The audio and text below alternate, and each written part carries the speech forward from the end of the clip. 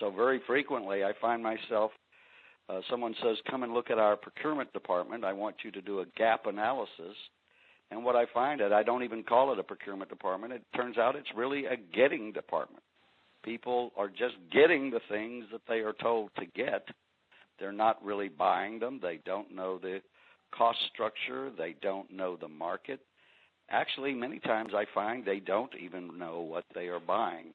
As a matter of fact, one of the biggest complaints I get from your end users, for those of you out there, the biggest complaint I get is that you are often clueless about what you are buying. To many, and those are the kind of people I describe as getters, because it takes a lot of knowledge, not just about the process, but about the specific market in which you're dealing. So that sort of gives you an idea.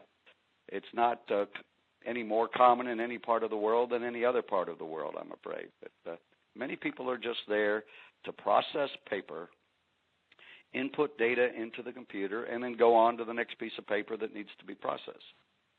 So what we want to do and what we do in our programs at Kavak is we try to move people from that getter status to real buyers who actually can show that they are contributing to the bottom line of the organization.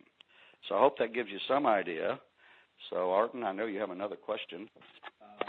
Yes, I do have to, people don't make decisions based on price, but actually it's an aspect of the deal. What actually would be the most important aspect of any deal apart from price?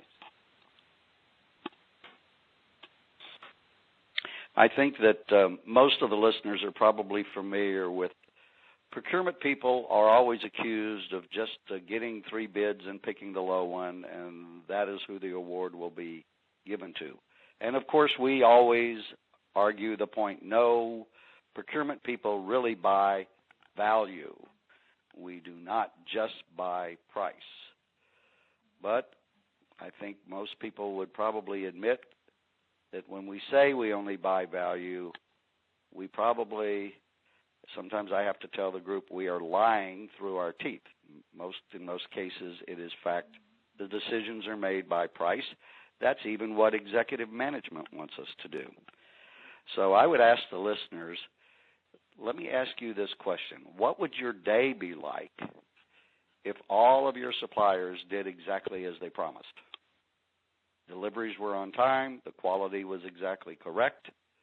How would your day work? And, of course, some of my attendees that attend our courses say, well, then I would have nothing to do. And I, of course, and all of you know better than that, you would still have more work that you could do, but hopefully then the work would be of a different nature. You would be actually contributing value to the organization and not doing what we call zero value-added activities. So when we say what is more important than price, now in our current literature, you commonly hear the word total cost of ownership. What does it cost us to be involved with this supplier? How many extra hours do we have to work to get the supplier to perform? And frankly, we call that non-productive work.